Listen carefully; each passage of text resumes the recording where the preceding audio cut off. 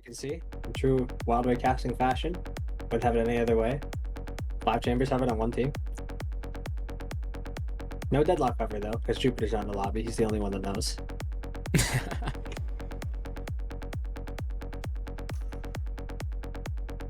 Interesting though, if they actually do put the deadlock on the side of GM, I'd be very impressed. Yeah, I actually like deadlock on this map. That's something that Loud were doing for a little while, particularly Sadak, if I remember correctly.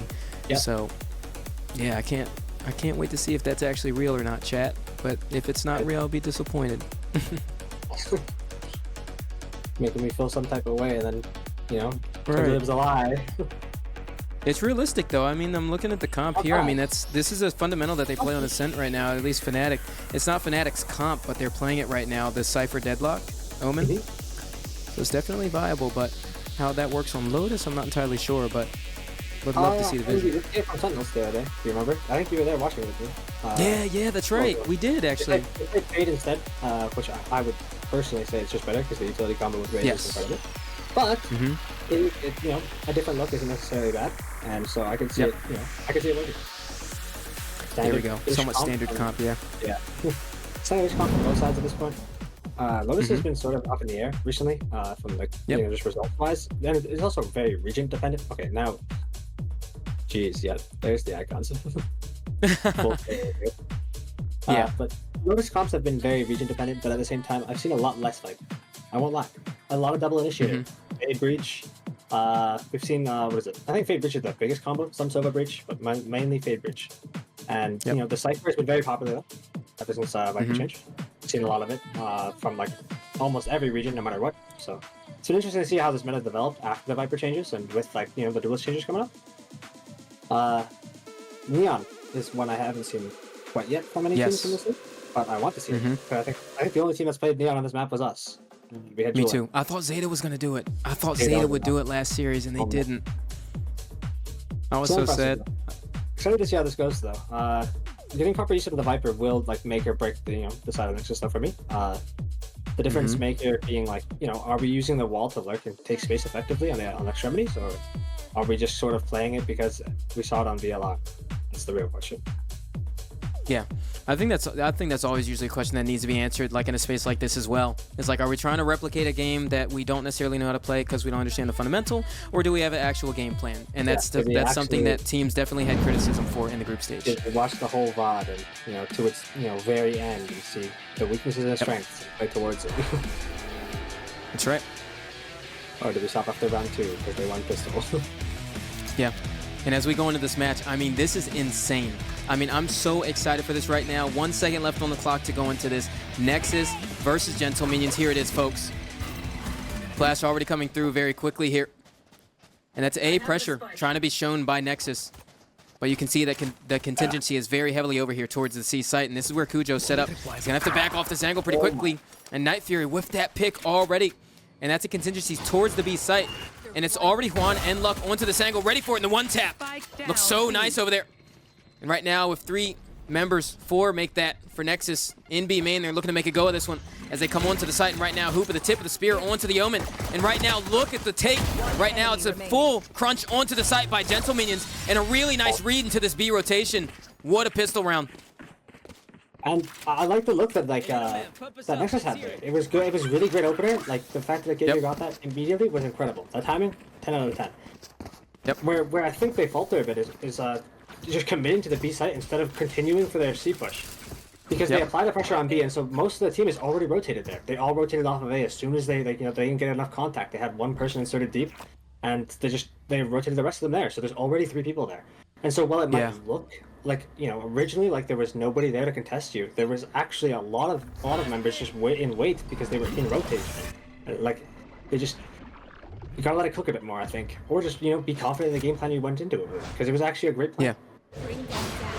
You're absolutely right about that. And like, to see that 4-stack towards A and the utility comes out and all they do is just rotate towards B with the door break. That's why you see this able to work out. That's why the tempo is so much in control of Gentle Minions right now as all of the bodies drop on the side of NEXUS.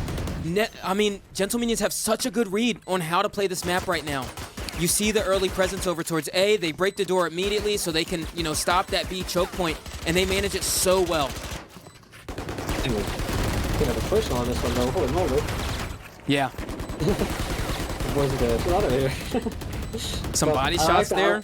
No, I like the confidence from them though. Shows that they're having a good time, and that's what, you know, what really helps them like lift up your team. Oh my goodness. That was a lot of body shooting though. Holy moly. Okay, I didn't think it could get better than.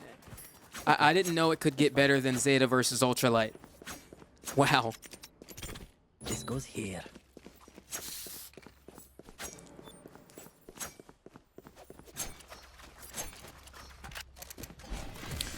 Yeah, the rivalry in this series is definitely, you know, really exciting. Just seeing everybody get so passionate. The body shooting coming out only on round 2, but so this is the round where I'm really looking for NEXUS to find a response here. Yeah. Round 2 you can sort of write off. Obviously it's never unwinnable, or it's like always no matter what a loss, but you can sort of just say, you know, worst guns, unlucky. And realistically, it's how they play their buy rounds out that really will make the difference. You have to be diligent against these ecos, though. You give the ecos an opening, and they will just run you over with 5 SMGs, and it will suck. But they do have a strong buy on the side of GM. 2 rifles, 1 Spectre, and they still have, you know, 2 Ghosts isn't the greatest, but it is a very common strat. Make sure your players have the right guns. Whoa, we lined up. Yeah, it's a Rebel fight lost very heavily by Gentlemanians there. I like the idea behind what they wanted to do, especially with the close range guns, but nonetheless, NEXUS hitting the shots. Yeah. Yeah, NEXUS really found the opening they needed there. And the thing here is, too, like, going into this game, I'm really, you know, looking for them to recognize this pattern that Gentlemanians have, because in these first 3 rounds, it's been very recognizable. And I think they're going to have an answer for it. I think this round they did. And they realize that they're trying to keep that Rebel control for Gentlemanians. And they always go towards that B choke point if they hear anybody. So you saw them send that lurk up early round, and then the rest of the team took the fight at C. So they're looking for that push and re-clear up towards A to try to force that aggression at B. And seeing that pattern already in the 3rd round is really good, actually. Yeah, trying to exploit that early on is really how you can sort of say, like you can allow or deny sort of like actions like that, right? And you can enforce the idea that like they're not going to allow that, and so you can usually stop a team from trying to do that every round, no matter what. It's the default. And so later on, you can even, you know, work into not having to re-clear it every time, because they've been, you know, they've shown that they're going to be punished for that sort of like, you know, deep insertion. Yeah. Like, I like the look so far, and I'm just like, I'm interested to see how the Fade Gecko plays together. You know, like, I want to see how, like, what kind of utility combos they have. We've seen a few teams on different maps pull this off. Specifically, the first one comes to mind is 100 Thieves. They have a great look on a lot of maps with this combo, but they didn't do it on Lotus. So it'll be interesting to see, like, what kind of idea they have for it. I like the bait and switch aggression here as well. Kujo, the one to go through, play off his cages, Yeah, he has got a cam above him, and he swings off cam contact. Gets that guy to even play your second, and like your trade if you need it. Yep. I mean, and that response makes a lot of sense. They're looking for that counter that NEXUS are trying to do early in this game. But look at how many numbers are here from Gentlemanians. That's what makes me a little nervous going into this. Now, nonetheless, the thrash does come through towards the site, but the defensive hold is still very strong as Kujo and Luck are doing all the damage on the site. And that is it. And it happened so fast. If you blinked, you missed it. Just the entire round recovered by Gentlemanians so fast onto the choke point there. They are managing this attack so good. Yeah, I think this also comes down to just fundamentals in the map. Where if you hit into like the way that Lotus and Haven have played like both as a 3-site map is that defending the sites isn't bad if you have enough numbers there. The goal is that you play the rotations enough that you don't have to hit into the site with like 2 or 3 people into it. Because playing on the sites as 2 or 3 people isn't actually that bad. It's actually pretty like defender's favorite if you have like numbers there. The problem being is that you usually get rotated off because of the way the pressure is applied. And so like when they hit into those 3-site sites, they're put into the blender essentially, and like they are faced with a situation that's really hard to play, lots of off angles, potential like threats from different angles. So you have to you have to be very diligent on how you play these early rounds. Yeah. And to piggyback off of that, I mean, I talked about it before the game started, is both of these teams need to play for the push and pull. I think both of these teams are very aware of the styles of each other, and if you don't play that push and pull, you're not going to get any success out of these early rounds. We see a very clear pattern from Gentle Minions there, and the way that they like the stack to be towards A. They break that door super early into the round, and then they just have enough people on B to stop the choke point. So it's looking like C is going to need to be exploited a lot earlier into these rounds to force rotations off of A, so they can weaken that side of the map if they really want to find success over there. Because nonetheless, they're always going to be running into at least 3 or 4. And I think what helps with that is just destroying Cypher utility. As soon as we apply that pressure to Cypher, we'll say, you know, we need rotations. Like, we need people here on the site, because I'm obviously going to be punished by it. Don't have help. And oh my god. That's right. We need to stop pulling out our knives. Spike planted. Yeah. That is unfortunate. Very, very good timing though. Now if you're finding the opening he needs for his team here. Also looking a lot better. Serenity. Now. Oh. Nice opener though. Playable now. Daniel. Has to find this guy behind him. It's the only way. Almost. Down to him, but not quite there. Yep. But it looks like NEXUS are very aware, though. You know, C is very open. They're playing 4 towards A and B. So they're exploiting that, and I'm looking for in these rounds, okay, now how do we answer to that answer, right? We know that this is now going to cause Gentle Minions to stack at least one more body towards that C site, or even change where the Cypher setup is, potentially. So they still need to go into all of these rounds understanding the unknown traversed lands, right? Yeah, I think, like, what helps with that is just, like, playing your setups as a Sentinel player, like, you have to be diverse, and they have to be, like, sort of whacked sometimes. And so, you know, if that means an extra field trip on the site, and maybe we put camera on B, and you just sit on camera, and you have someone playing off your chips instead of that's not you, so you can be in that cam all around for that B hit, then, you know, sometimes that's what it is. You just have to be able to, you know, to make those kind of, like, plays that are, you know, a bit maybe non-standard, but still very valuable. Oh, but I like the spade. Yeah, but Cujo, he's getting spammed down.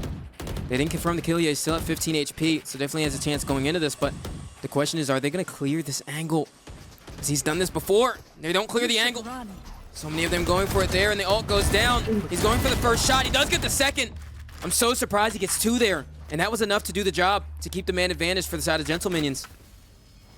Honestly, I thought he was going to wait longer and just destroy the lockdown after they went in. Yeah. Oh, what? Oh, wait a minute. What the hell is happening? Okay. Yeah, Night Fury.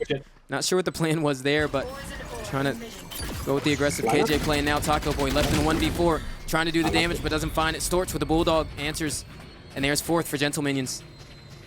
Yeah. Viper lineup, one Molly to stop it. Not quite enough to stop the 1v4, but good try. Weird mid-round though, I won't lie. We had a lot of just sort of odd sporadic fights. The one CT, just unfortunate as hell. Raze went right by him with the ult. Like I got away with, you know, his life for just a moment. And then the one LC Mount, that one could have been like just insane for him. Cujo could have got like actually 4.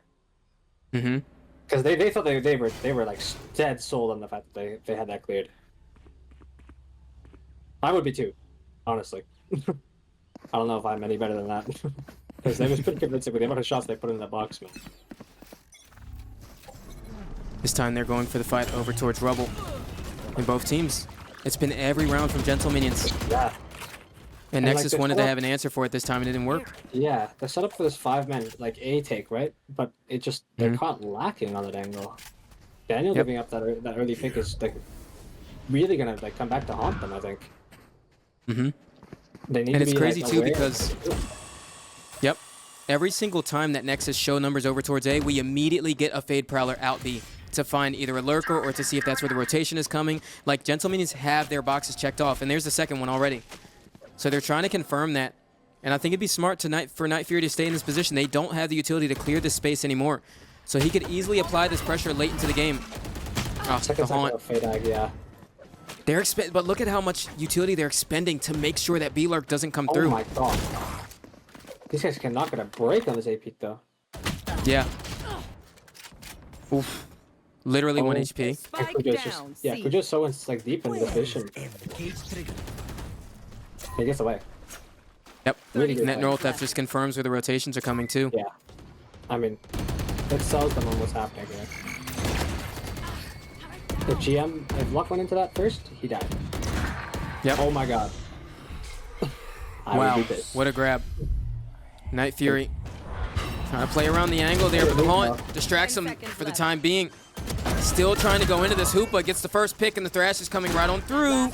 And right now, as he swings into the angle, Juan confirms the last 2 kills, and that's number 5 for Gentle Minions. Yeah. I mean, it's looking good from them. The way they're playing this, like, this offense is good so far. I can see it. They're push and pull on the defense. They've had good reads because of like the information that they're getting with their players inserted on extremities, and so they're willing to fight these aggressive extremities on A, and they've solidified that control. And Nexus haven't really found the answer yet.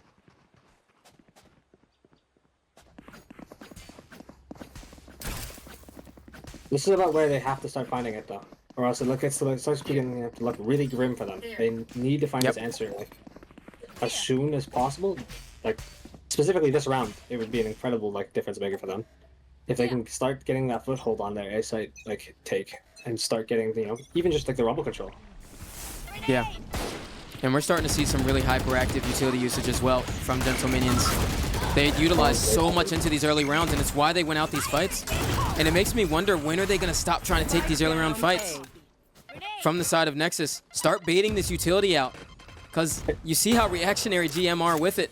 They utilized both Fade Prowlers and the Haunt towards front B last round just based off of a Cypher trip break. And I don't even know if it's necessarily really fights that are like, causing problems for them. I think it's just like the way they take them. Good teams will always use some sort of form of movement utility to get past the initial angle and like play a double crossfire in some way. Or just have somebody to peek out, like the Omen from the Shadows, or like just even Shrouded Step just to get there. Like they'll usually just Shrouded Step past, or like have Raised Satchel pass, and try to get into like deep inserted into REBL, so you can fight the players who are contesting you A main from different angles. And so you drag those crosses away, allowing your team to really fight like efficiently, right? But I haven't seen it from Nexus yet.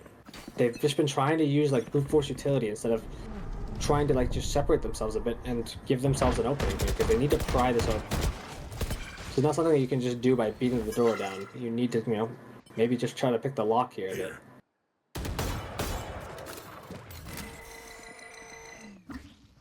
Yeah, as the flash comes through, they're trying to make their attempt at this, but nice clear. There it is. That's step 1. Clearing out that back REBL player who always is a nuisance. Now it's Luck though. He's the second layer of this. And as that molly comes through, it forces him off the angle, and look at the layers stacking up. This is the response we like to see. And even though that the numbers are even, it's a 3v3. Right now, Nexus are making really good work of this A space for the first time. I think they're aware that they have this space for free. Yep. Cock running for the back. Instantly. The Viper's pick coming down here makes this really hard. But they should, like, these are the kind of Viper's pit that really give away where you're playing. Like, they should know that he's in tree. If they have any form of, like, utility that got that out, or even if they can open tree door from the other side, you could really put a wrench in this plan. Bring them down. It's hard though. And they should know someone's backside. Flower. Yeah. That Prowler, they're going clear through. Yep. Right now, the damage is coming through, but Taco, look at him. He is just standing his ground. They still haven't cleared him out. It just makes it so much harder. The tap comes onto the spike, and he's 1 HP, so he goes down. And there's that A response there from Nexus. I don't know if they had a good read on the guy backside, and they were aware of like how the different slots they could have been in the Viper's pit, but only thing I would like to see is just that tree door opening. If they can really get that would actually just like put so much pressure on the guy who's sitting in the pit, just trying to keep it up for his team so they can play off of it. Like even just apply all the pressure they need to get in, or even potentially just get the kill and drop the pit. And suddenly their entire plan is ruined.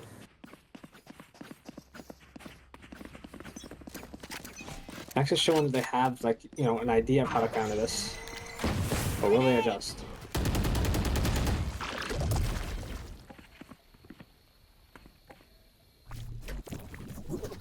And the layers starting to become a lot more intricate from these teams. The Thrash coming right on through, and it does get spotted there from the Gentle Minions players, and they're not shying down from the fight as the Paranoia comes right through. That's the second layer going into this attack, and right now Storch with the Sheriff in hand. He's going to try to do damage going on to the angle. Valk answers, and Serenity not able to keep her life there in front of the door. So once again, another really good A response here from Nexus as they move into this, and even Hoopa very aware of always having that dynamic player towards B and already takes him down going into the retake. So Cujo finds himself in that 1v4. Oh no. They saw him. Almost. No, they saw Yeah, him. they saw him. If they didn't see him directly, Almost tagged him too. The player map would have definitely shown it. Yeah. Oof. Tough one. Yeah. I mean, it actually showed, like, you know, they're willing to fight the space and they're able to do it. Mm-hmm. I think, you know, the idea's almost there for General Minions as well, though. Like, they've got the, you know, the bearings of what they need to do, but it's really just trying to find different looks to it, I think, that would really support their cause here. Because the way they've conditioned them with all their utilities they're using, like, they know that there's 3 people there for sure, right? So you have to make it look like they're not stacking towards there. So maybe we just swap up who's playing in the same area, right? We don't break the door immediately, maybe. We show a bit of presence elsewhere, like, you know, some aggression on the other side of the map to really, you know, sell the idea that we're not playing there when in fact you are. These kind of adjustments need to be made in this timeout too. Yeah, and I think that's exactly what Samawat's doing here. Yeah, and some of the insight I got even from their players too is that he really likes to make those pace changes. You know, I mean, once they see what's, you know, not working, they make those pace changes immediately, which really any team should do. But sometimes you see teams just returning to the game plan that they already had and allowing the other team to try to, you know, bait out the pace change that you may be getting out of the timeout. But I think that Gentle Minions are certainly going to show what layer 2 of their macro is in this defense. Yeah, and like, I think this adjustment will come soon for them. Maybe not this round, but like it could be the next round. Sometimes timeouts just work like that, where it's like something you make immediately because you're not set up for it, but the next round you're ready with that idea fresh in your mind, hopefully. And so I'd like to see how they do it here. Nexus did change up the plan for where they're going. Seems. I mean, yeah, they're not so. I don't. It's unfortunate that the General Minions has like the craziest read ever here, just because they know they're not, you know, seeing them elsewhere. And like, they should be calling for a smoke here to smoke off the turret. Please smoke off the turret. Smoke it off. Please. There it is. Oh my god. Oh, they even pulled it back too. Yeah. Okay, and they should know their C. They heard so many footsteps. But this kind of like flood, like flank here will be hard. Valk on them. That's such a good jump spot. The jig is up. Yep, the jig is up. And with 4 on this flank right here, I mean, they've completely flipped the map. The only real anomaly in this is the Cypher. Can they find him? Oh, there it is. They found him, alright. And Luck, coming into this, gets taken down with the showstopper in hand. Night Fury to catch up as well. And Storch, the last one to try to make the damage, but Juan could come in with an answer as the Dizzy takes him off of the angle right now, and the Wingman does stun him. And the jump up from Daniel. Almost didn't find him there, but he takes him down. What a nice response there from Nexus. Yeah, that was a big adjustment to make, you know. Find a way to see there. Realize that they've been playing really aggressive on A. It's good to see. Yep. Surprised General Minions didn't make a, you know, a bigger adjustment. It wasn't equal round though, so you never know. Could be lying in wait on this round. Although it's not looking like it. Same sort of default. It's been working out somewhat though, so I can see it. You know, maybe it's a different look here. Fate and Gecko here though. Forward towards A. And I mean, with Nexus being towards A, I mean this is the ideal situation. You're stacked here.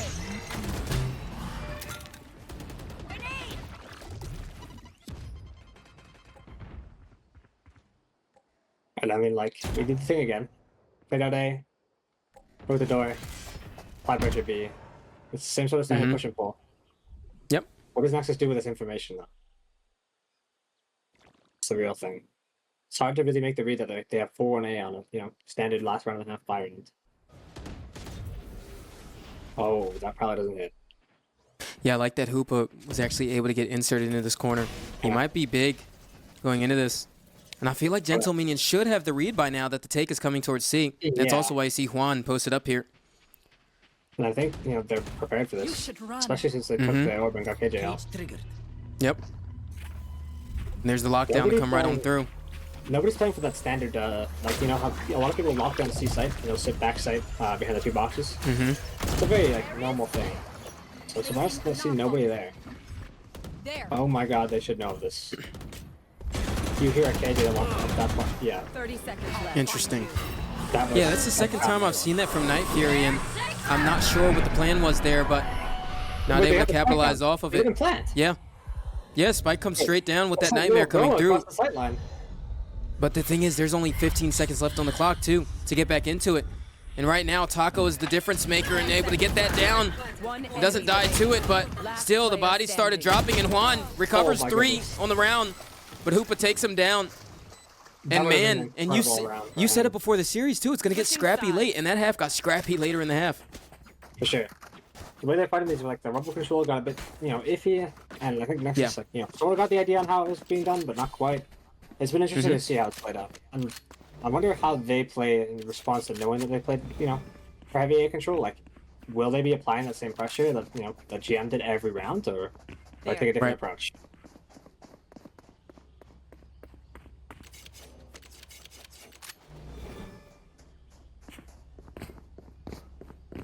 And it's interesting, too, because we had some of our doubts going into this series that Nexus was missing that puzzle in Lycra, that piece of the puzzle. And I think they look really good right now. I'm not sure who on the squad is stepping up for Lycra. I would assume it's Taco Boy, but not sure. Not sure either. From my experience, I don't think it would be, but I think they're definitely doing a decent job of it right now, though. Yeah. I think the other thing is, though, is that I believe that there should be an attacker setting comp. Yep. From GM. So I wouldn't be surprised to see if they were, a little stronger on this attacker side. It looks a lot more convincing comparatively to the defender side. But that could be, the same thing could be said about NEXUS as well with the Viper and the KJ. So truthfully, you never know. Oh my goodness, you are. That was what? And they even had a bit of a crossfire set up for that too. Yeah. I don't even know if that was an unintentional bait and switch right there. I have no idea what's happening. What is going on? What is that mid-round? I don't like. What just happened? I feel like I just stepped into the simulation for a minute, man. Like, I looked away and I was watching a different game. There must have been some crazy call mid round there. From because they were so confident. Knife had his knife out reclearing A main. Yeah. That is insanity. So I mean, I wonder what kind of call they had, because there's no way you do that wrong for fun. Do they expect Daniel here? Oh, he's not. Oh, he's not in the box. I've been just betrayed by the outlines. Do we stack C? Yeah, but what's interesting about I was gonna say we have the KJ set up here and a stack. It's very dangerous to run into, but they're looking to make a read on it. The thing is, though, like if they go through this door, Taco, he's looking to be the person to make the difference, but he's got to get out of dodge. He's only got a classic, and that's too much for him to handle there. But just opening that door pulls your whole team off the site? Oh, great heavens. Oh, nah. And they should... Hello? Yeah, what just happened? One moment. And Cujo has got his cam pretty deeply inserted, so it looks like they're very worried about that cyber presence towards A, but the hit still coming over here towards C. And they're looking for an entry into this one. The shots are labored, but Luck gonna follow up into that one. And right now, Nexus not having the right read on this mid-round. And honestly, I don't think they needed to rotate the Gecko over towards A there. Viper was posted up on the box and had the passive info. Nobody was up, so I don't think the Gecko needed to be there. And they could have had more support over here. I also just don't understand the overreaction, too. The door opening, without any further contact, and then the door opened from C site, pulled all 3 of your players off the C site. Yep. That's just... I mean, that's incredible, sure. That's what we'll say. I'm definitely all for a high-risk read, but didn't work in their favor. Well, no, the high-risk read was stacking the site. That was the high-risk read. But you have to just remain vigilant and stay confident in your call. Because your prediction is the high-risk prediction was stacking everyone there. And that was your opening into the round, is that they push that site, that's the win condition. You have 3 people there, which should be a win, even on lower rounds. Yeah. Changing that up and faltering on their ideas was the the issue that I find is.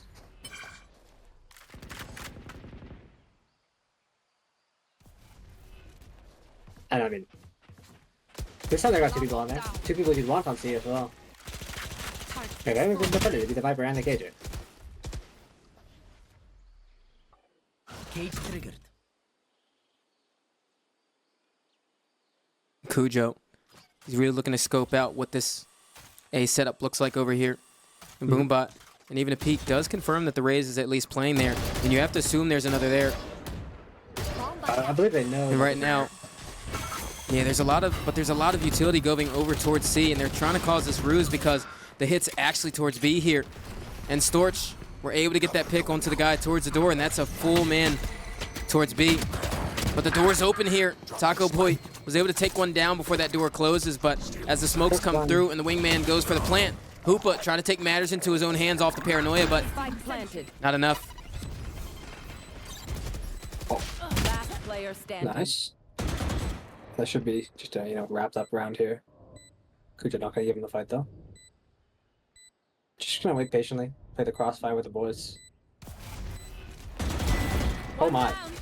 Caught with the smoke went up. Yeah, it's a nice timing there too.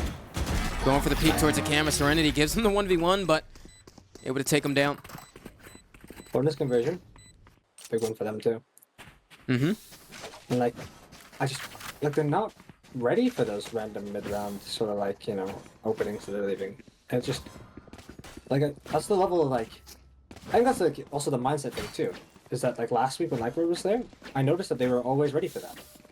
Mm-hmm. When they took those fights against me, they were ready for it. They know that that's something that I lean into, and so they're ready for that.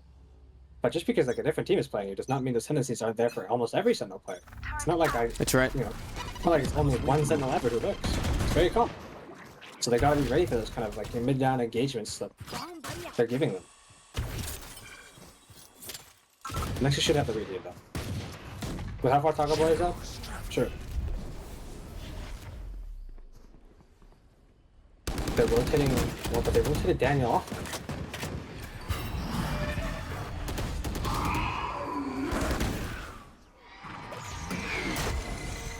And they're really trying to go for the space right now. I'm not sure if Nexus will be able to hold it down. Hoopa does still take one down, and Val, low HP here. Night Fury had an answer to go as well. So the man advantage is on the side of Nexus, but you see the reaction coming through. And because neither of those trip bars were, taken down, they're not worried about a flank right now either. Here. Yeah, especially with Raze being dead, he's the only one who can get really past them. Right now, Taco has to say, do I deal with the fact that I'm on the flank, or do I wait for the homies to break the traps by killing Cypher? Oh, Night Fury. Take your time. Yeah. Tough one too. Because Taco's delayed his flank so long, they're really giving themselves an opening, I guess. Wow, equalizes it though, really well.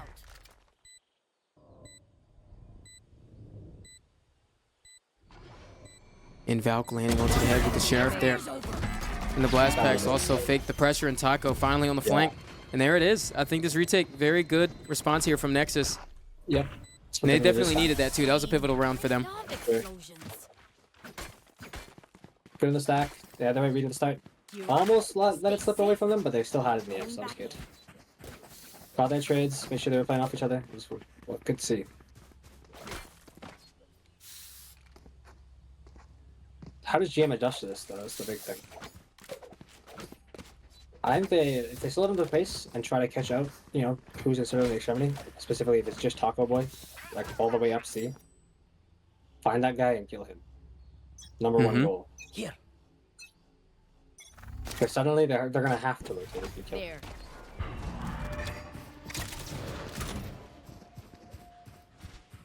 The pressure towards A. Here's the thing though, about giving Gecko the spike when you playing a Gecko, it's if I don't see Gecko, I'm not convinced the spike is there. Almost ever. And so I don't I hope Nexus is aware of that. They do have 4 people stacked though. This time it would be nuts. Please take the time. Taco. Oh good. Here it is. Got one. Does he know the second guy's already in though? Nope. He comes right on through, pulls the knife out. Serenity. Yep. It's been the bane of everyone's existence on this side, man. That's what's so hard about not having that alarm bot over there as well. You really got to play for that contact, and they can go either way. He wasn't aware of the second player's position here, but nonetheless, the site's still getting taken by GM, and is very dominant at that at the battlefield. The shots start to rain out of the sky, and Daniel caught out there by the haunt. Hoopa revealed by the neural theft, trying to make things good off the back of that there. The paranoia makes good. And the shots on the Juan, but Serenity to clean it up with 3 on the round. And round number 10 for Nexus. Or Grand Minions, rather. Gentle Minions looking to sort of take this into the driver's seat here and just, you know, get away with this half, it seems. But yeah, the response from Nexus is what I'm interested to see. There's so much momentum. Yeah. Like 4 rounds out of 5. It's really good so far. And a great half. Was awkward buy though for Nexus. 2 rifles, 1 stinger, 2 classics. Bit confused on maybe the economy state here. You did good. Should have their reasons. 1 hero rifle's always good anyways. So. Face your fear! Oh, this is tough. Oh, this is tough. And it's a fast hit too. The Nightmare goes off the back of that, but Hoopa's looking to make some damage as the wingman's going for the plant, so it doesn't quite stun him down, but wasn't enough of an answer. The fact they got one of the equivalent to winning the lottery there, I won't lie. That was insane given the circumstances. And now they just play 4-man out REBL because they don't have smoke set. And there's literally nothing to stop them from doing so. Is the Viper Orb in this site though? If the Viper Orb's in main actually, that changes things. Doesn't look like it. That is rough. Yeah, and some of the shots are kind of looking good, and he invests the showstopper into it. He takes one down, but his own life was one of those. Jesus. Well, I mean, like, I get the vision on wanting to use like showstopper there, but that round was so far gone, I feel. Yeah. Sort of a heat of the moment thing, but it's understandable in a way. Bit risky though. I like to see that he went for it though, honestly. You never know. It's always worth a try, but at the same time, showstopper's so pivotal in this map. It really like makes or breaks your rounds. So having that for a retake would have been incredible, but sure they'll still find a way to win another round here. Try to piece one together. And they should know. Yeah. I think GM's on to them. As soon as they don't see like any presence here, they should be able to just take this so hard to get up any problems. Especially if you're catching the guy who's playing KJ pushing up that deep. Oh yeah! Surely. It's such a hard time dealing with the tripwire there.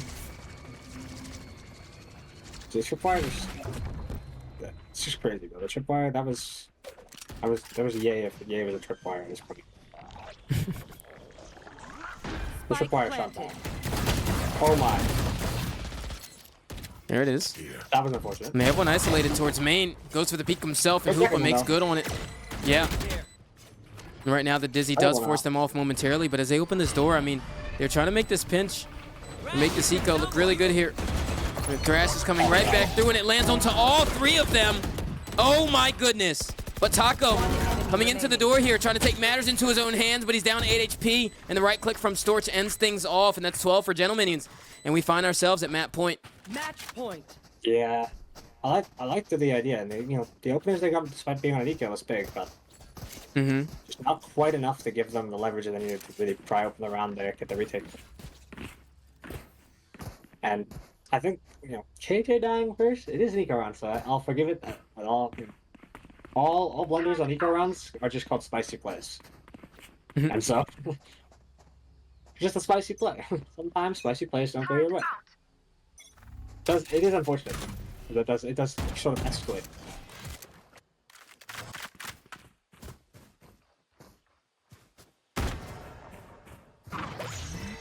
How many times have I seen people jump peek that box, man? We gotta stop that. Yeah, last time that happened to you, you got killed by... Dude, I got punished somehow, dude. Yeah.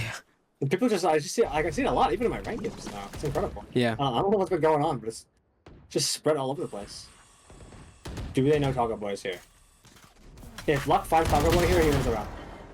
Yep. Well, I won't lie, that's probably just one of the Yeah. And because of that kill right there alone, that forces that forces Nexus players to rotate towards C because they know that Gentle Minions know they've just got an opening, but Gentle Minions also know that. You know what I mean? So that's why they're going towards the safe space. Yeah. It's so impressive. They're in such control of this game right now. I told you too. And even able to catch that rotation off from Serenity. If you can accomplish your #1 goal of murdering the guy playing solo inserted, you win the round. Because it means they have to rotate. Daniel 30 does find 2 seconds left. big ones though. This guy gets the That's right. third. Looking a lot more doable. Spike planted. Brother, this is last round. You don't got time to mess around with the Cypher over there. There we go. Yeah. Kick him to the high Daniel game gonna now. have to go into this one. He has a Dizzy and the Wingman for it, but right now, He's so 2 players. scared of this guy from B. yep. And that's one. it. 13-7. I mean, not bad from Nexus at all. Definitely a response that I wasn't really expecting too much out of this map. Gentleman has come out on top in good fashion. Truthfully, it's about the second map though. Yep. They're super confident, but both teams have played it a lot. They're both pretty confident on this map, so let's just see how it goes. That's right. And I mean, looking at the performances here too, I mean, everybody on Gentlemanions popped off. Matter of fact, almost the entire team topped the side of Nexus. So definitely performance is going well, but I don't think the performance itself is indicative of the success that Nexus couldn't find in this map. I think that just Gentlemanions had the strategic overhand in this one, and it was really good. We saw it early round in their defensive side. They knew how they wanted to control the tempo. They knew how they wanted to play around this map, and I think just starting off that way is ultimately what gets you over that finish line later in the game. I think look, the difference maker for me, from my point of view, is like look at these first bloods. The opening engagement rate, like comparatively, like the conversion rate on that is crazy. Luck has 5 first bloods comparatively to Velk has 0. Now, Velk did good, don't get me wrong, Velk's a great player, but like the first blood difference, like 5 to 0, that is meaningful. That has a lot of value in these rounds. Getting first blood in the round, especially if you're on the attacker side, can mean that you convert the round almost instantaneously. We saw it last round too. You got the guy playing C solo, and just immediately can convert the round just on man advantage alone and how the C like rotations played out. So it's like it has a lot more impact than you like you might originally gloss over it and just kind of say, well, it's fine, but it does actually like change those rounds out a lot. Yeah.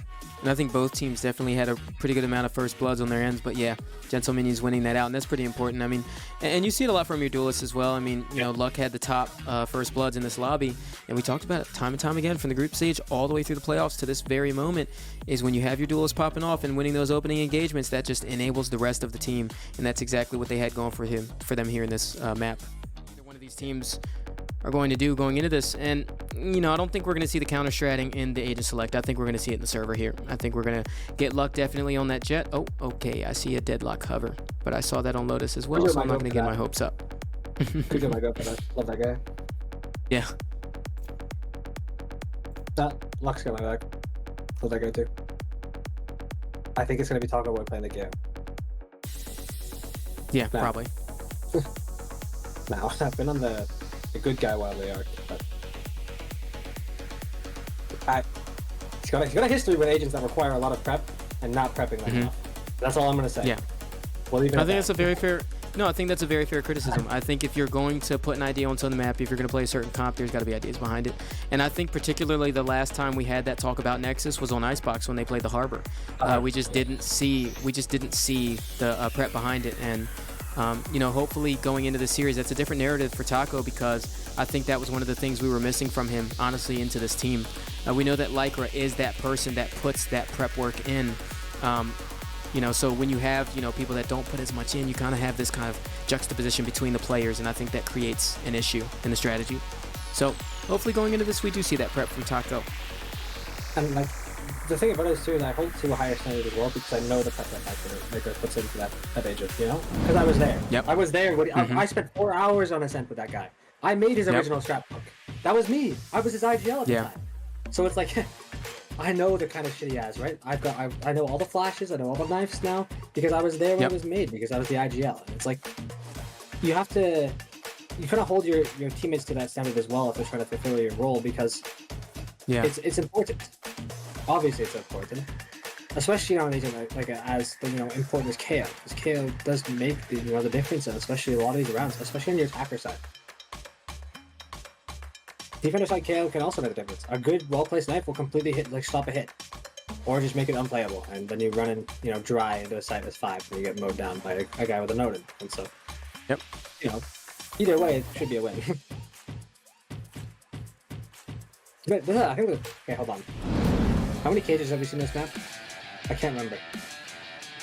A lot of teams just play Cypher, so this might be like a very, very rare cage on a set, which is crazy. Cage is incredible. Yeah. My team does not help that stat at all, though. We played both Cypher and Game. Looks like we have a lineup coming over here from the side of Gentle Minion Storch. And it Right now, it's going to land. Wait a minute. What is going on? what just happened? Also, I'm pretty sure GM subbed out a player. Wait, did you see what happened right there? No, Storch just did a double shock dart lineup that landed on the Night Fury. That guy must have got 100 in geometry or something, because I did not see that coming right there. Wait, Night Fury Nonetheless, just the pressure's over here today. Yeah, Oh, he's he got got double shocked over at back Wait, I would be behind pissed. B main. Yeah, he's already 17 HP, but nonetheless, here we are going into it. Anguish getting the first pick on the Night Fury, and that's off the back of those shock darts that Storch had. I mean, we talk about prep, and what a prep that is. They're so aware that they like to play behind that hut position. And so here we are going into this retake here. Hoopa playing the top side, but it's not enough. Too many angles to clear, and Storch landing off the last headshot. And there's the first round conversion there for Gentle Minions. And they were convincing as hell in this round. Like, Yeah. 4 people alive on a pistol round? That is good signs, my friend. That's what you want to see when you're on the side of GM. For Nexus, though, bit tough. They weren't like quite ready for the pacing on the retake, it looked like. Taco Bug got getting caught up when he was rotating in the main. Really just sort of like cemented them into that loss, which kind of sucks, but you know, what can you do? Sometimes it just happens. Yeah. I just saw a ping from the attackers worried on the about it. minimap there You're towards locked. Hut, and they're worried about that double shock lineup again. It's crazy. I love that. That's so funny. Storch out here instilling fear in the minds of Nexus. Average Jonas, yep.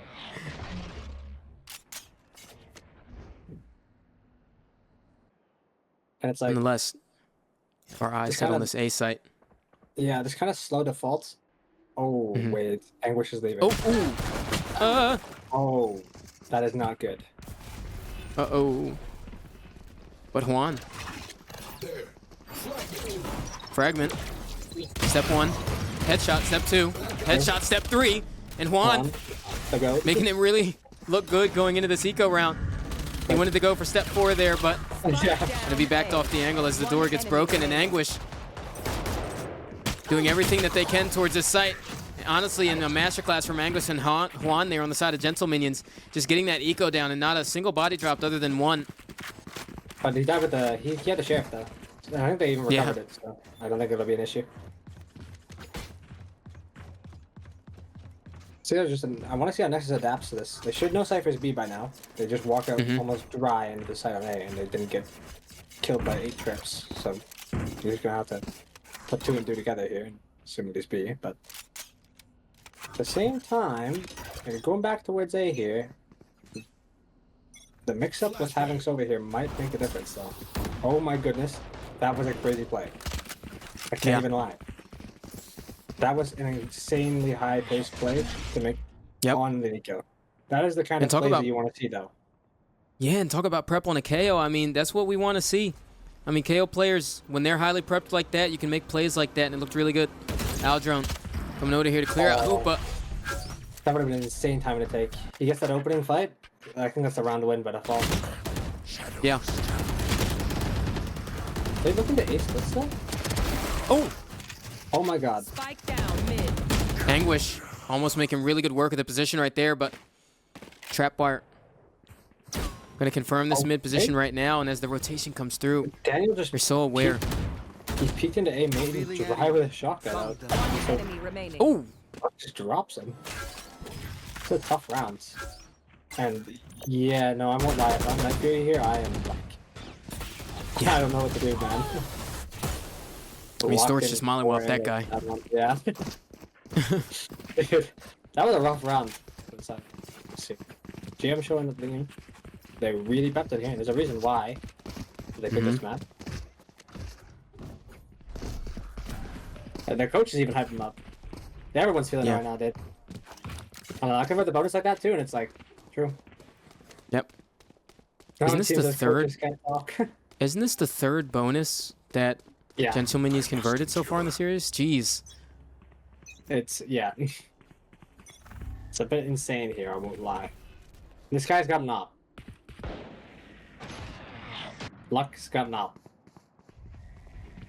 Yeah, well, this is tough.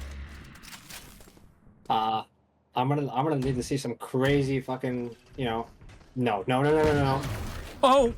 He did the thing. No. No! You don't do that. Fuck. Oh no. Uh-oh. Utility. Oh. What is happening? What is Dude, happening? My heart How can't is take Anguish this. getting out of that? I can't. My heart can't take this, bro. And Like I'm Storch. watching one of those like comedy montages. We did the slipping sound effect, you know? Like that's what he sounded Yep. like when he fucking crossed that market from pizza, dude. What is going on? Cover going out. Stealing sight. Uh-oh. Wait a minute.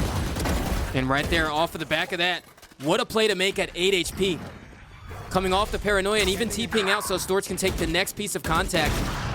I mean, the discipline from Gentle Minions in this mid-round right now is so clinical. And does Night Fury go for the op pick? 30 Or does seconds he just left. save? What do we think? I think he's going for a pick here. Nice. Maybe save, but they're kind of crunched, though. I doubt Juan's going to go anywhere, though.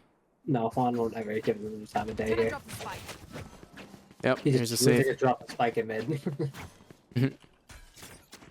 I have The only thing though is that if they give 10 this op seconds left. over to Val, I don't necessarily like what that looks like for them on their attack side.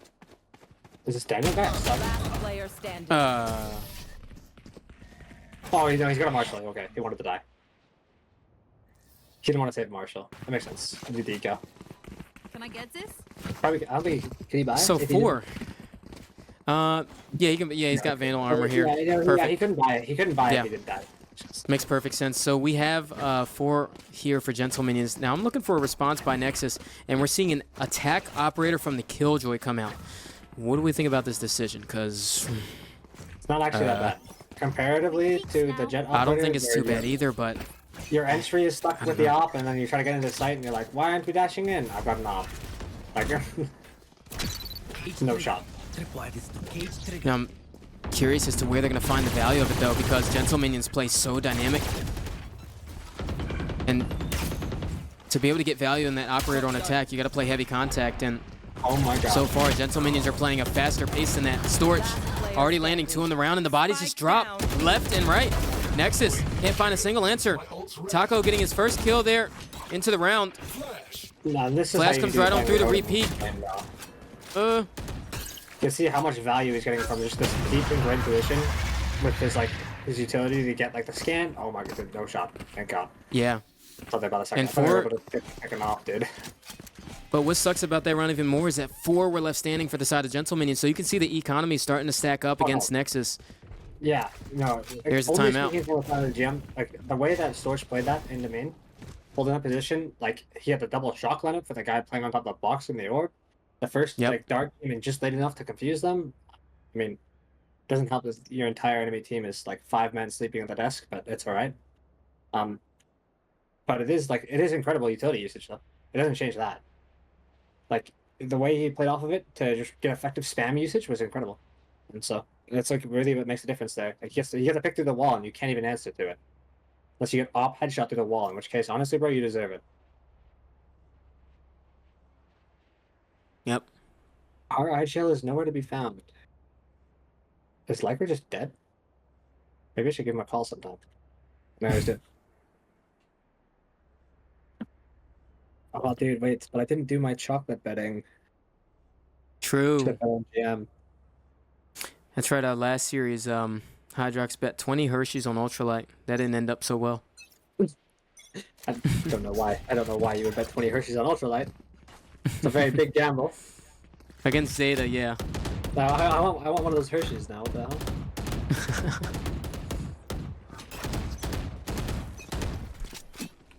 And here we are, headed into round number 6 here. Getting a look into what the coaches were saying in that timeout there.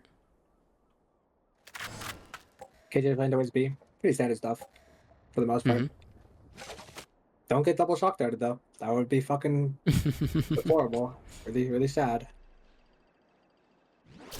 Where does that dart land? What? That is a crazy dart. Might have to steal that one, not gonna lie. Yeah, and as the hit comes through, the null command applies the pressure that they need just to confirm that no one's there onto the site. Well, he's ready for the fight, but he just barely loses out. Yeah. Planted. Oh, but we try to recross. Gentleman is very aware of that presence towards mid, but Luck, he's looking to try to do some damage here. Gets tagged up, so he can't peek over towards there. And right now, Cujo's still worried about that contingency towards mid. And as the time starts to tick, they have to make a look at this one. The scan comes right on through. They can't get the spam, though. And Luck with the operator going for a peek here. And you see Gentleman, you still want to go for this one right now. And the tag. They're moving around this so nicely right now, but Cujo, he's a thorn in their backside of Nexus. He's left over towards the tree room. He takes him down with the flick there. He's going to have to tap one to the spike, and that's it. Gentlemanian, so patient, so methodical into that retake right there, and just enough time to get the defuse. And, like, the retake was great. The timing was incredible. But the thing I want to highlight is nobody shot the dart, like the dart for them when they retake. And so, like, this guy got scanned, like, I swear to God, 8 times trying to play hell. Yeah. And, like, I would be so mad if I got scanned 8 times while trying to, like, just tuck hell. Because there's only one spot that's not spammable. If Storch still had the Odin, dude, that guy was so dead to rights, it's not okay. That goes there. Good round, though, either way. Like, from GM. You're giving that, like, the round here really solidifies the fact that they're gonna just take this lead and run away with it. Sort of half by eco. You know, first out of Nexus here. It's just tough. Shadows traveling.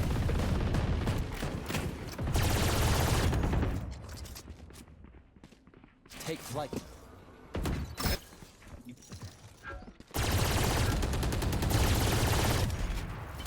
Man, Storch is really looking for this one here. Storch does not want to let them get this shit, dude. Yeah, I love this. Valk only escaped with, like, an inch of his life.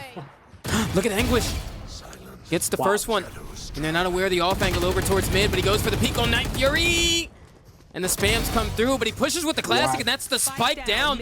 And what has happened in this mid round from Nexus? And even Juan answering on to Valk there, and the paranoia to make good, and Anguish closes it off. What am I watching? 7-0. Oh. Remember when we talked about the map picks and how we didn't think they were thinking that's deep? I think we might have been on to something. Yeah, I mean, I thought this was going to be so much closer, but Nexus, they're not finding that answer, and I don't see what they did against Rendezvous. I don't see the game plan, and you're absolutely right. The absence of that IGL, the brain behind this squad, is affecting them in this map. Keep up. No, you can tell. The same, like, they don't have those same protocols or strategies that they used last time. Lycra really made a difference. Yeah. They used a flash play down tiles like last time too. They had a lot of good attacking side plays with, like, their early defaults to try to get me out, and it's like, only because Lycra knew me that well and was really, like, just that, like, well prepared because of the amount of odds and times he puts in. Lycra works his ass off, and, you know, I think it's shown today, which is good and bad for Nexus. Yep. You need that contingency plan. You need somebody to fall back on. And speaking of, but Luck is dead to rights. No shot. Taking that opening shot, but he's still able to move around it. Yeah. Look at him. He's still alive and well here. There it is. Yeah. Valk. Looking for the pick onto Anguish. All the shadows. Grab the spike. And once again, Juan, he's always the thorn in the backside on this A side. It's very labored, so he only gets away with one there, but Valk is still that thorn in the backside towards mid. Storch going for the jump peek with the Odin. Doesn't land.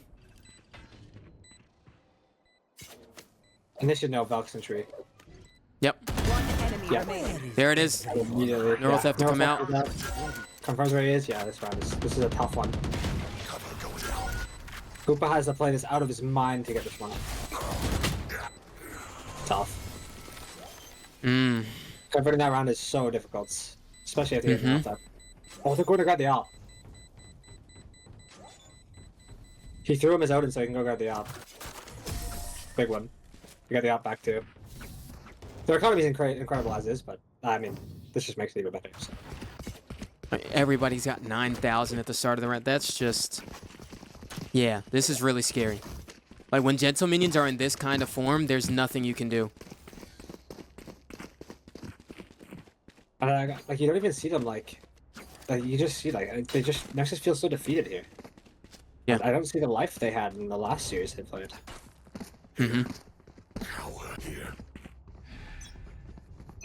It's like, I want to see, you know, the layers they had last time, because they look really good. Yep. And I mean, And given Hoopa. how that they've been having a crazy game from Anguish and Switch. Yeah, no, Storch is insane on this No, initiator roll. and his value. Spike planted. 5v5 retake though. Playable. Oh no. No, that's what looked up to do. Yeah. And they scan him. This will be is some. tough. Yeah, this will be somewhat hard to deal with for Juan though, because he's got the operator in hand. So right now, Luck trading out that rifle, getting one down, and as the trades come right on through, it's a 2v2. Last player standing. And there it is. Cujo gonna take one down, and Anguish very quick going to the angle, but Valk, what a nice shot there. And that caps off the first round there for Nexus, and there's your answer. That we finally got it, boys. We're on the board. They only get 8. Oh. And a timeout off the back of that. Tough. What? Yeah. I like the strategy. We did that to Spectrum as well. It's very mean, but it's a good strategy. Yep. Don't even give him a chance. Beating the guys while they're down, but it's alright. And it's nice too, because they can use this timeout to talk about where they want to utilize these ults. I mean, they got 3 of them here, right? They've got the Null Command, they've got the Blade Storm, you know, but they don't need to invest that. They have the rifles, but no matter what, they can go for some sort of explosive play here, take control of a single lane, and start to take, you know, the tempo and recontrol this map, just based off of that round alone.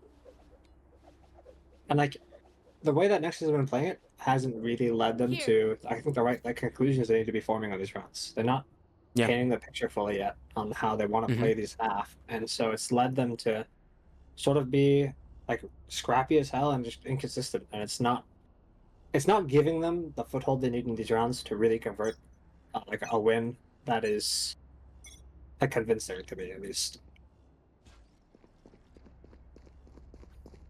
I think the difference maker has to come from Doc. You know, whether he's the in-game leader or not, like he is at the end of the day like the team lead. I'll find their cipher. Like, you have to sort of be that voice for your team, even if you're not being a leader.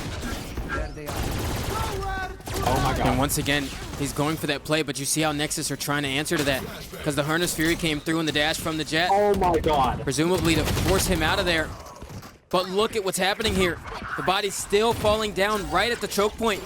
And Taco Boy stuck over at Logs here as he's the last player remaining into this. Gets the first headshot. He can definitely maintain the 1v1, but Luck with the classic answers already. And that round happened so quickly. Did you see how, was it Milan who got inserted there?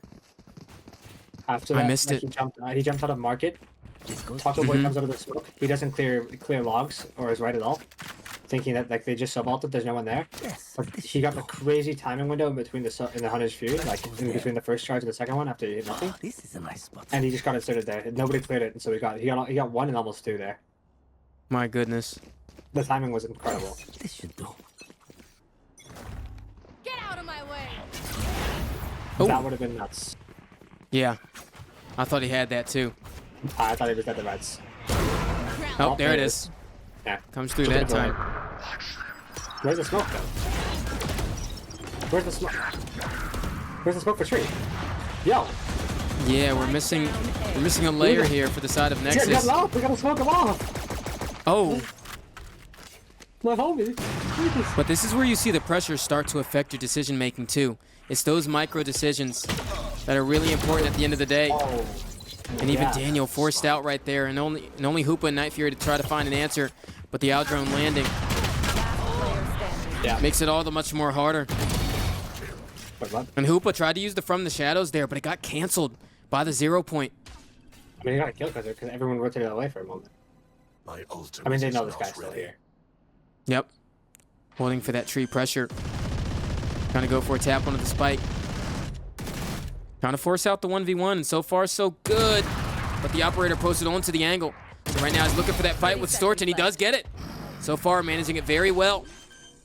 And Hoopa looking for the clutch here, gets the next tap onto the spike to force the 1v1 out of tree room. And as they come into the angle, they're very aware. He's alive and well towards that back site, but Luck posted up onto the angle, 10-1. Gentle Minions. And with how well Hoopa was playing it there too, like imagine if that smoke came in earlier for him. Yeah. He both like almost like sort of putting the final nail in the coffin there, but actually almost like saved them too from that round. Mm-hmm. Just these small things that change, like, you know, the whole outcome of a half sometimes. And GM are, you know, not afraid to do a bit of BMing here, it seems. Love to see it. Honestly, yeah. Nice change of pace Last sometimes. round before the switch. This Odin has been like deadly though. Odin is like both like the most cringe shit to play against ever, but it's also like some of the most fun stuff to watch as well. Like, I just love watching somebody who's actually good at using that gun get full value with it. Because it is a nuts gun, though, to be honest. It gets a lot more value than you would ever like expect a stupid little LMG to get. But you know what? This is an insane sort of fight to take while Omen blinded. Yeah. I respect it. It's a bit out there though. That paranoia was to take that early control, but Anguish has a paranoia here set up for lane to make the answer happen, and Storch gonna have to go huge here. The paranoia doesn't end up coming through. There it is. Finally goes down. So Storch able to get that pick on the Valk in the time being, but Night Fury whiffed the answer, and he wasn't able to do enough of the job to make the man advantage go towards it. And right now you can see them in retake mode. And look at where Hoop is at too. Yeah.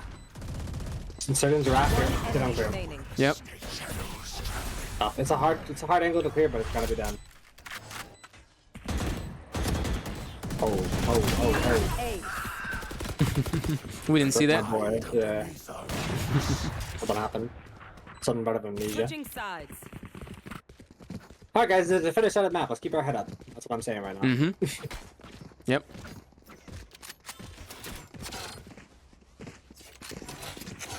The only problem being is the likelihood of the enemy team getting 3 rounds total is probably 100. Whole lot. Mm-hmm. If I'm playing this game though, I'm not thinking about that. Or doing my best not to think about it. One of the two. Still winnable though. It's a tough one. They're gonna have to crawl their way back up into this game. And it starts with this pistol. If they lose this pistol, it's basically wraps. Yeah, and they got to play confident too. They can't let Gentlemanians walk all over them if they want to get back into this.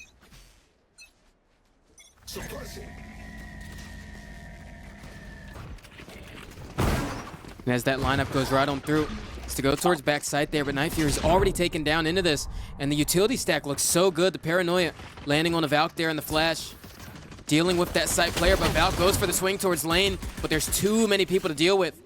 So going down there, just trying to take matters into his own hands, even things out for his team. And right now, retake mode for Nexus. So hard to retake. Getting an opener though. Yeah. What's up? Oh, And they do have that dart coming down in 8 seconds. Luck. So close to that there. Oh my goodness. Cujo answering here. And right now with that dart coming through, it doesn't get shot down. So they're able to spam him through the wall right there. We didn't shoot the dart. Oh no. Yeah. And that's one of the biggest things going into this retakes. You got to shoot that dart. It happens on A, it happens on B. Yeah, you can wall bang so many different spots here on Ascent. When they did the retake into A, on the GM, they had a great dart. And, like, nobody on Nexus shot it, so they just got so much free information. Yep. And you know, usually when you have a good dart for a retake, like it shows, like, you know where they are because it scans the spots that are like hard to get, or it'll leave certain specific off angles, and then you just have to clear those ones. And so, like, the information of like where they aren't playing is just as big as where they are. Oh my god! Can we believe that this luck guy is just like off it today, dude? This guy is the psycho. I respect it though. It's a good kind of psycho today, so it's good to see. That's the kind of confidence I want my duelist playing with though. Yep. Full running spray into the B main. He's having a good time. Oh wow. We got 2 big ones though. And Anguish, I don't know how Anguish is alive right now. Trying to look for the value going into it. But the double play towards B main, it wasn't enough. And they both went down. Juan left with 20 HP, looking for the peek onto the Marshall. But Daniel lands the shots there. And there's round number 3 for Nexus. And this time, they're not letting Gentle Minions get that bonus, but it's a second round eco for them. Yeah, it's a good one though. The force like being converted here is just like actually your lifeline in this game now. Yep. It actually makes this game like have a future here, so that's big. Gun here. It is a bit concerning Gun though. here. Losing the pistol round does mean they're at 11, so they're only 1 off map point.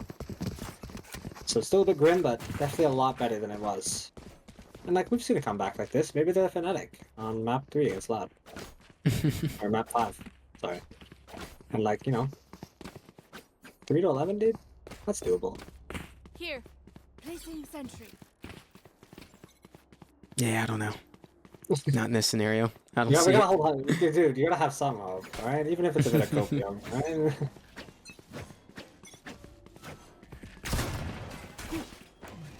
Early pressure applied, but the spike is not here. And so, like... I mean, they should know. As soon as this KJ utility is not going off, suddenly you're onto it.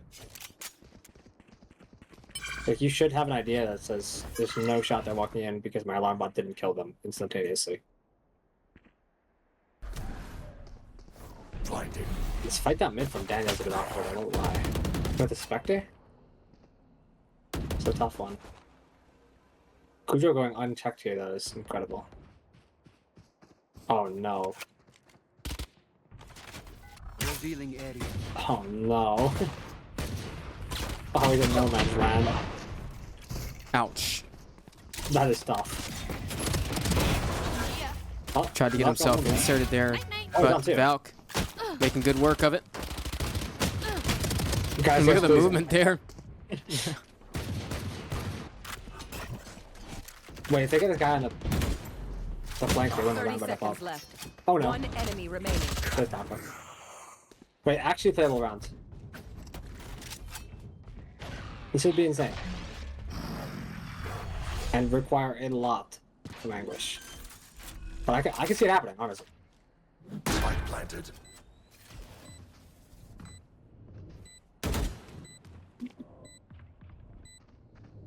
Whoever's taking first Trying to contact, isolate can't this give them the fight. time of Ooh, day. Very good shit. saw the vision there. Yep. Close one. Night Fury said hell no though.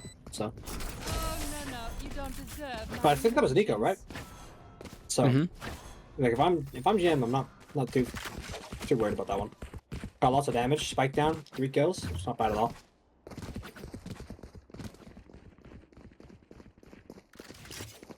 Oh, that he was about to buy the op. Yeah, almost dead. Tried it against it last minute though.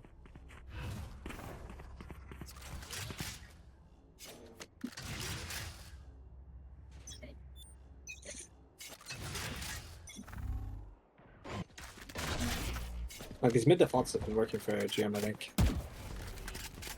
It's kind of how you play Ascent though. Here. Close one. Oh, well, you can't jump spot. There's a smoke there. It's tough. We just saw it now though. Yeah, there's a lot of mid presence going on this round from Gentle Minions. And Yeah, they can do small this push comfortably forward. too, because they still have that trap wire over towards B main, and that gives them enough passive info to be comfortable in this. And you even see Kujo checking off the box, making sure nobody's tucked up on it.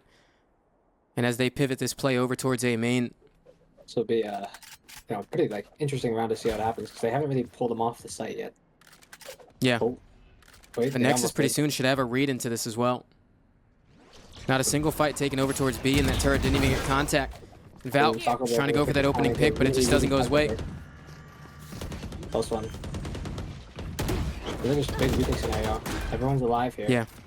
They still get scrappy. It's kind of But look at this flank right now from Kujo and Anguish. Jane. And they take both down. And that's that cap presence that looks so good. So they're still trying to get into this one. Daniel with the spam there. Last player standing. And right now, with all the bodies falling, it's just Daniel left into this one. Hunter's Fury gonna come through. The solo ultimate. And Anguish looking to make the fight a little early here. Trying to go for the spray adjustment, but Storch gonna land it down off the back of the Hunter's Fury. And that's 12 on the board for Gentle Minions. And such a dominant map so far from them. Point. Yeah, I mean, it's a tough one too. Because the eco looks really awkward now for Nexus. Some of them can buy, some of them can't. They'll could be a homie and buy someone a gun of any sort. I don't care what kind of gun, just a gun. Hoopa, if Hoopa goes on this round, which is a classic. Okay, there we go. He's a real one. He got him. Daniel seems a bit AFK though. There we go. Alright, for real this time, let's see it. Cover to this one is tough as hell though. Valk just right-clicked his knives down mid for nothing. Funny. What happened? She like alt-tabbed out and like clicked back in. But he right-clicked his knives away. Now we got a classic. Oh no. Oh, it's yeah, but with all the bodies falling, I mean... Yeah. No value was found off the back of that. There's only still 2 left for the side of Nexus. It's Night Fury and Daniel. Fragment to come through to force him off the angle. The Stinger's good for 1 and Night Fury's good for 1. He takes the second. What a shot. I have more tests to run. That round was a hero play from Night Fury. Yeah, that was so much needed too. Every single round counts at this point for Nexus. Yeah. Every round is one step towards their goal of winning here, but... Yeah, it's still really grim, I won't lie. Definitely a lot better though. Yep. Another direction for them. GM are just gonna force it up though. Ooh. This is a very heavy setup towards the defense, KJ. It's either a great read or going to be very unfortunate if they go mid.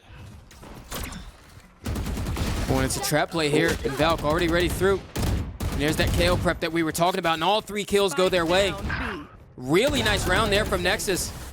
And they're really starting to show their colors that they had in that series against Rendezvous. Trying to take back control of this Ascent map. Yeah. It's pretty late here, but it's definitely possible now. If they can continue with this momentum, they actually have a really good chance to win this half. Yep. Oh. There's a timeout from Juan. I forgot to have a timeout still, I won't lie. That is tough. So if I'm GM here, I'm trying to like figure out where can we try to abuse that KJ isn't. Yeah. Step number 1 on attack. Find KJ, either destroy every piece of util ever, or kill KJ, or don't hit that site. Also, Because please, someone break the retake dart. I swear to God, dude. That's It all I can't ask. happen. Everyone like if they're just hit with like just I don't know, they just put to sleep as soon as the dart comes out. They actually just like flatline on the desk every time the dart is there, and they just they forget about it there.